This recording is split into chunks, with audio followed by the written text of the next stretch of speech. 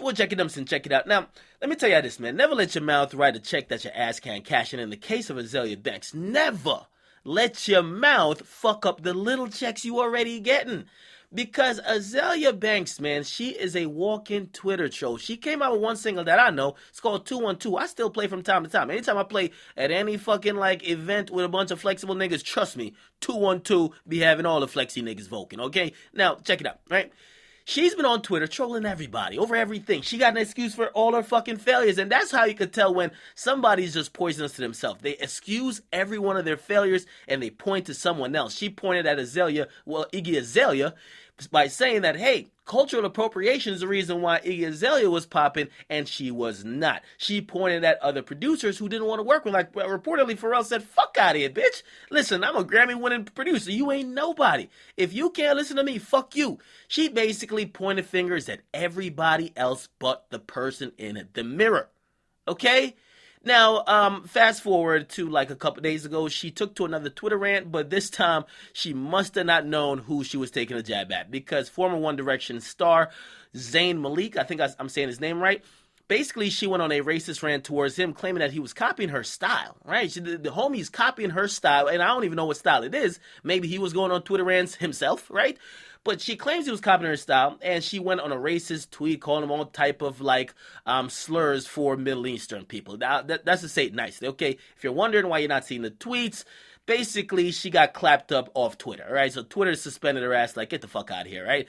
Now, not only that, because one thing is Twitter, but then she kept on going to even attack a child. There's a child Disney star. She's in a bunch of memes. I forgot her name, but she also attacked the child as well, and she's really just a bitter chick. Now, what that led up to is that she was supposed to perform in the UK, and she eventually, during that Twitter rant, start dissing UK rappers. If you don't know, UK Grime is a very thriving scene, kind of like how battle rap is thriving within the US. UK Grime is thriving, except it's on a different level, I would say, and believe me, it's getting more and more popular. Shout to Skepta, shout to Jimmy, and a bunch of dudes over there. They're doing it big. By the way, Skepta's album just came out, Konnichiwa, had to give that plug, but still, she said UK grime rappers or UK rappers are just pure cringe. Just basically they're trash. They need to give it up. They have no swag, and basically they are not going anywhere, right?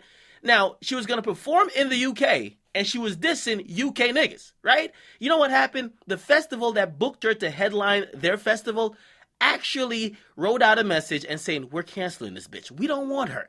They said, and by the way, it was the Born and Bred Festival thrown by Rinse. They said, we have decided to cancel Azealia Banks' headline appearance at Rinse Born and Bred Festival.